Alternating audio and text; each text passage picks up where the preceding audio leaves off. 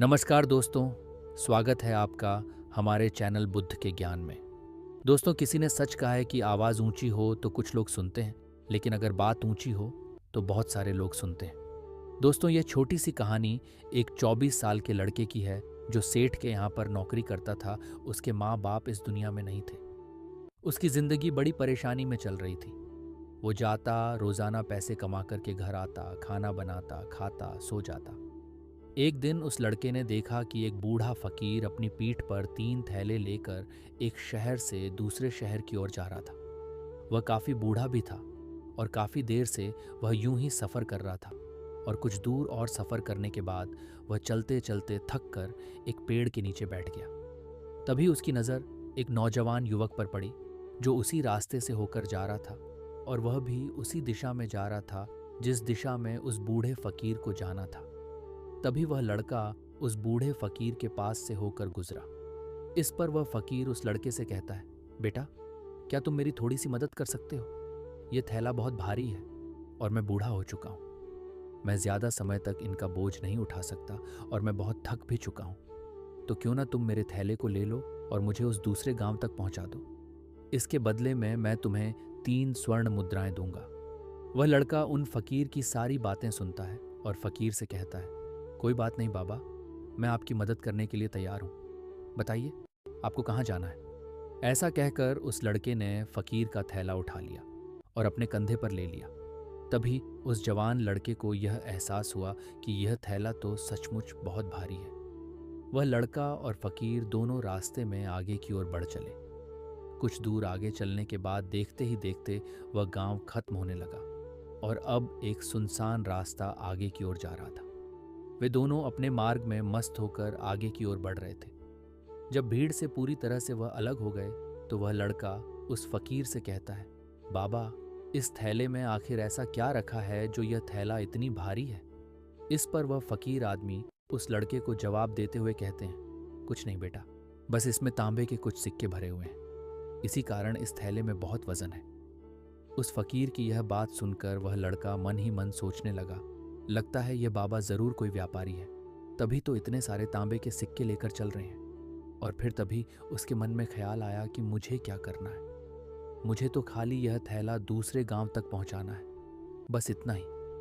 जैसे ही उसके मन में यह ख्याल आया, उसने तांबे के सिक्कों का वह ख्याल मन से निकाल दिया और अपनी धुन में मस्त होकर वह आगे की ओर चलने लगा। चलते चलते कुछ और समय बीता और वे दोनों एक नदी के किनारे जा पहुंचे। वह लड़का हट्टा कट्टा था और काफी चुस्त और तंदुरुस्त भी था, इसलिए वह बिना सोचे समझे उस नदी में उतर जाता है। किंतु वह फकीर अब भी किनारे पर ही खड़ा था। इस पर वह लड़का उस फकीर से कहता है, क्या हुआ बाबा? चलिए आइए, हमें नदी पार करनी होगी, तभी तो हम उस गांव तक पहुंच पाएंगे। इस पर वह फकीर उस लड़के से कहता है, मैं जानता हूं बेटा कि हमें नदी पार करनी ही होगी, लेकिन जैसा कि तुम जानते हो, मैं अब बूढ़ा हो चुका हूं और 2-2 गठरी लेकर मैं ये नदी पार नहीं कर सकता। कहीं मेरा पांव फिसल गया तो क्या होगा? क्या तुम मेरी एक और गठरी ले सकते हो? मैं तुम्हें इसके बदले भी 3 स्वर्ण मुद्राएं दूंगा। इस पर वह लड़का मुस्कुराते हुए फकीर से कहता है, बाबा, आप मुझे शर्मिंदा कर रहे हैं। यदि आप मुझे स्वर्ण मुद्राएं ना भी दें तो भी मैं आपका कार्य अवश्य करूंगा। मैं आपको उस दूसरे गांव तक जरूर पहुंचाऊंगा। इस पर फकीर मुस्कुराते हुए उस लड़के से कहते हैं, बेटा, तुम तो बड़े ही भले इंसान लगते हो। इतना कहकर उन्होंने वह दूसरी गठरी भी उस लड़के को थमा दी। उस लड़के ने जब वह दूसरी गठरी अपने कंधे पर रखी तो वह गठरी भी उसे बहुत ज्यादा भारी लगी, लेकिन उसने वहां पर कुछ नहीं कहा। जैसे तैसे उन दोनों ने नदी पार की। नदी पार करने के बाद बातों बातों में ही उस लड़के ने उस फकीर से कहा, बाबा, आखिर इस दूसरी गठरी में क्या है? ये गठरी भी बहुत भारी है। इस पर वह फकीर उस लड़के को जवाब देते हुए कहता है, बेटा, इसमें चांदी के सिक्के हैं, इसी कारण ये गठरी भी बहुत भारी है। उस फकीर की यह सारी बातें सुनकर अब उस लड़के का दिमाग तेजी से काम करने लगा था। वह यह सोच रहा था कि एक थैले में तांबे के सिक्के हैं और दूसरे में चांदी के। ऐसा प्रतीत होता है मानो यह फकीर बाबा कहीं दूर से आ रहे हैं और उन्होंने अपनी सारी जमीन जायदाद बेचकर यह सारे सिक्के इकट्ठे किए हैं, तभी तो वह इतना धन लेकर चल रहे हैं। लेकिन वह लड़का उस फकीर से कुछ नहीं कहता और वे दोनों चुपचाप मार्ग में आगे की ओर बढ़ते चले जाते हैं। कुछ दूर आगे बढ़ने के बाद एक बार फिर एक सुनसान राह आता है। उस सुनसान रास्ते को देखते ही उस लड़के के मन में तरह तरह के विचार उत्पन्न होने लगे। वह यह सोचने लगा, अरे ये तो सुनसान जगह है। अगर मैं यह सिक्के लेकर यहाँ से भाग जाऊं तो ये फकीर मुझे कब तक दौड़ाएंगे। मुझे नहीं लगता कि मुझे कभी पकड़ पाएगा, और यहाँ पर कोई है भी नहीं जो इनकी मदद कर पाएगा। और वैसे भी ये बहुत सारे सिक्के हैं, मैं इनसे एक अच्छी दुकान खरीद सकता हूँ, अपना नया व्यापार शुरू कर सकता हूँ। और वैसे भी यह बूढ़ा फकीर अब इन पैसों का क्या करेगा। इससे अच्छा तो मैं ही इन्हें रख लेता हूँ। वह लड़का यह सब के बारे में सोच ही रहा था, तभी अचानक उसे खुद पर आश्चर्य हुआ। अरे मैं ये क्या सोच रहा हूँ। ये फकीर बाबा ना जाने कहाँ से आ रहे हैं और क्या खोज करके इन्होंने इतने सारे पैसे इकट्ठा किए होंगे। मुझे इनका फायदा नहीं उठाना चाहिए। नहीं नहीं, मुझे ऐसा नहीं करना चाहिए। उसने कुछ देर के लिए तो अपने मन के विचारों को काबू कर लिया, लेकिन कुछ देर बाद उसके मन के विचार उस पर देखते ही देखते हावी होने लगे। वह लड़का 2 थैले लेकर उस फकीर के पीछे पीछे चल रहा था, और कुछ दूर आगे चलने के बाद एक पहाड़ी आई। इस पर वह फकीर बाबा उस लड़के से कहते हैं, बेटा ये पहाड़ी मैं नहीं चढ़ पाऊंगा। मैं काफ़ी बूढ़ा हो चुका हूँ और मेरे घुटनों में भी दर्द रहता है।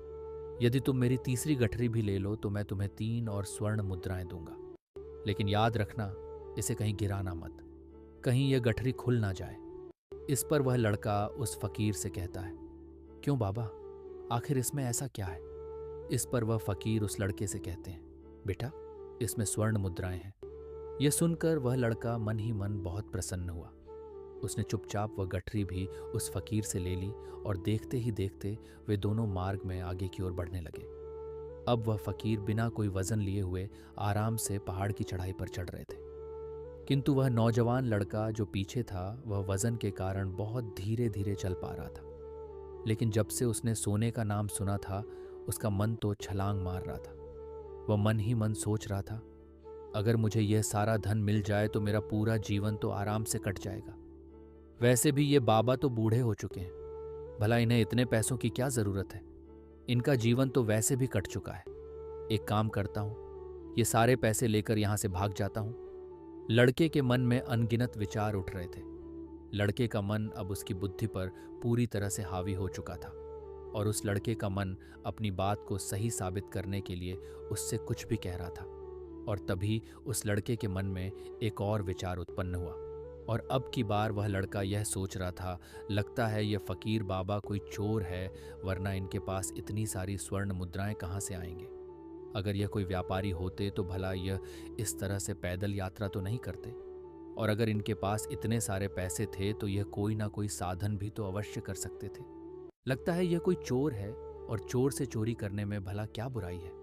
यह सोचता हुआ वह लड़का अब उस फकीर से तेजी से आगे की ओर बढ़ रहा था, और देखते देखते वह फकीर से आगे भी निकल चुका था। और वह यह सोच रहा था कि जैसे ही इस पहाड़ की ढलान आएगी मैं तीनों गठरी लेकर भाग जाऊंगा। इससे यह सारे पैसे मेरे हो जाएंगे और मेरी गरीबी भी हमेशा हमेशा के लिए दूर हो जाएगी। मैं जो चाहूँगा मैं वो कर पाऊंगा। मेरे पास बहुत सारा धन होगा। और देखते देखते वह दोनों पहाड़ की चोटी पर पहुंच गए, और अब ढलान का रास्ता शुरू होने वाला था। तभी वह लड़का उस फकीर से नजरें बचाकर वह तीनों गठरियां लेकर भागता हुआ आगे बढ़ गया। अब उसे अपना शरीर बहुत हल्का महसूस हो रहा था, मानो उसे उन तीनों थैलों का वजन तक ना मालूम पड़ रहा हो। काफी दूर दौड़ते दौड़ते किसी तरह से वह अपने आप को बचते बचाते अपने घर पहुंचा।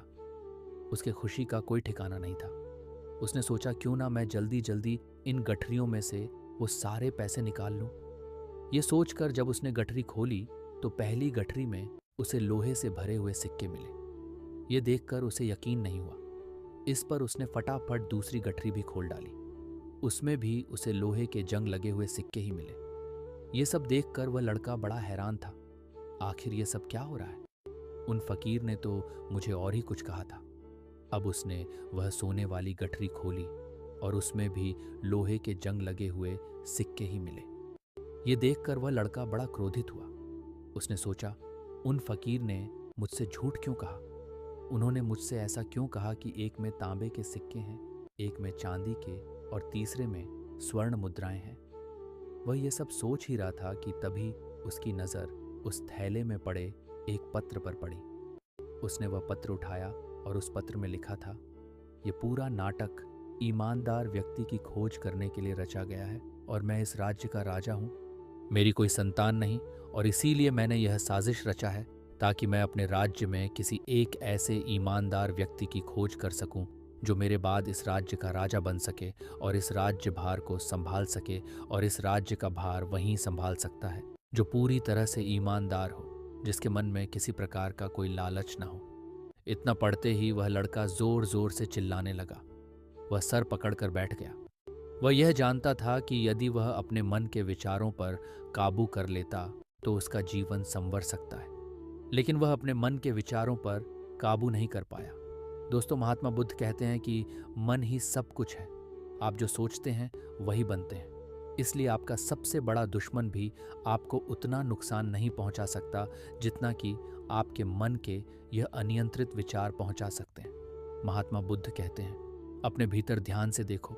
हमारे भीतर जो विचार चल रहे हैं वही विचार शब्द बनते हैं और शब्द कर्म के रूप में प्रकट होते हैं।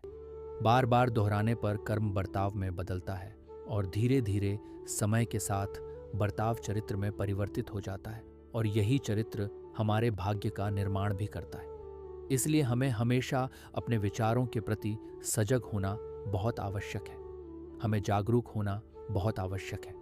हमें यह जानना जरूरी है कि हमारे मन में किस प्रकार के विचार आ रहे हैं। आगे महात्मा बुद्ध कहते हैं कि कमजोरी हमेशा छोटे विचार से शुरू होती है। ये एक बीज के रूप में होती है और यदि इस बीज को समाप्त ना किया जाए तो यह छोटा सा विचार बहुत जल्द ही एक विशाल वृक्ष का रूप ले लेता है और हमारी बुद्धि की सोचने और समझने की क्षमता को पूरी तरह से नष्ट कर देता है। जिस प्रकार आपने इस कहानी में देखा किस प्रकार उस जवान लड़के का मन उस पर हावी हो चुका था और उसकी सही और गलत सोचने की क्षमता पूरी तरह से नष्ट हो चुकी थी, जिस कारण वह यह समझ नहीं पाया कि उसे क्या करना चाहिए और उसके लालच ने उसके भीतर इतनी ऊर्जा भर दी कि वह तीनों थैले उठाकर इतनी तेजी से वहां से भागता आगे भी बढ़ गया।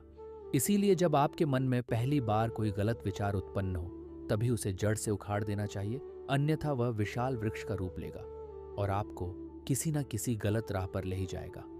आप चाहकर भी उसे रोक नहीं पाएंगे। लेकिन अब आपके मन में यह प्रश्न उठ रहा होगा कि हम भला अपने मन के विचारों को कैसे नियंत्रित करें। हमारा मन तो इतना चंचल है, वह इतना शक्तिशाली है कि वह हम पर हावी हो ही जाता है। हम चाहकर भी उस पर नियंत्रण नहीं कर पाते। इसका जवाब में महात्मा बुद्ध हमें दो बातें समझाते हैं। पहली बात, सही इरादा विकसित करो। कई बार आपने देखा होगा कि आपके मन में कुछ और होता है किंतु आप कहते कुछ और है, क्योंकि आपके मन के भीतर जो कुछ बसा है वही आपके मुख से बाहर भी निकल रहा है।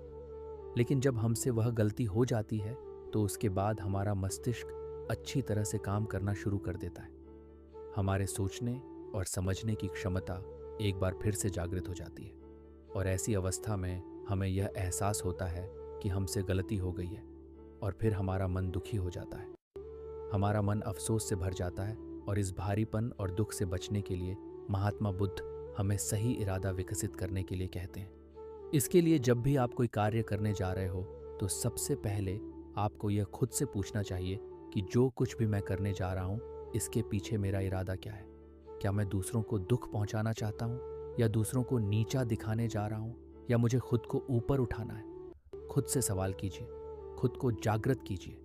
जब आप इरादों के प्रति सचेत होने लगेंगे, जब आप विचारों के प्रति सजग होने लगेंगे, तभी आपके भीतर सकारात्मक ऊर्जा का प्रवाह होगा।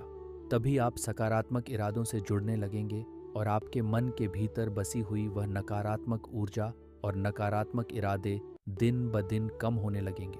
परंतु याद रहे, आपको यह हर रोज करना होगा और आपको यह हमेशा ध्यान रखना होगा कि आपको केवल अच्छा सोचना है।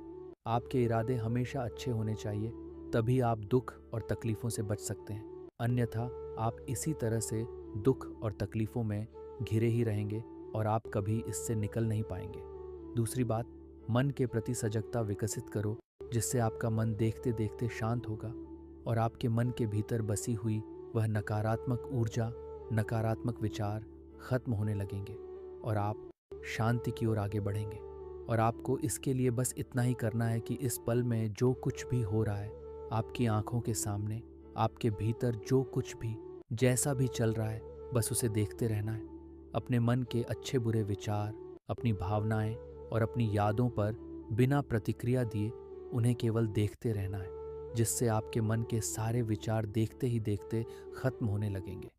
आपका मन खाली होने लगेगा और आप नकारात्मक विचारों से, सोच से बच सकते हैं और आप इन दुख और तकलीफों से भी दूर रह सकते हैं। इसीलिए महात्मा बुद्ध कहते हैं, जो स्वयं को देखता है वही सबसे बड़ा तपस्वी है।